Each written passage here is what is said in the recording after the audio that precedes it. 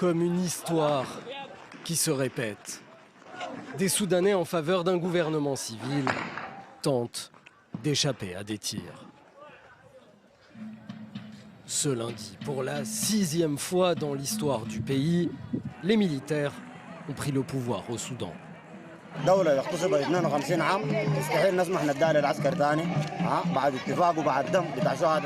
Depuis 2019 et la chute de l'ancien dictateur Omar el-Béchir, les militaires se partageaient le pouvoir avec les civils dans un gouvernement de transition. Mais dans la matinée, la télévision nationale interrompt ses programmes.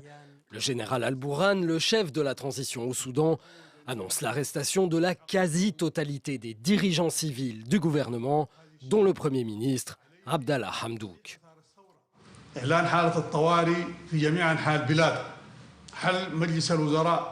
Réplique du ministère de l'Information tenu par des civils, le gouvernement dirigé par Abdallah Hamdouk est toujours l'autorité de transition légitime du pays. Toutes les mesures prises par la composante militaire n'ont aucune base constitutionnelle et sont considérées comme un crime. Mais tandis que des Soudanais se rassemblent pour réclamer la libération des dirigeants civils, des unités de l'armée se mettent en mouvement. Et dans cet hôpital, les blessés se succèdent.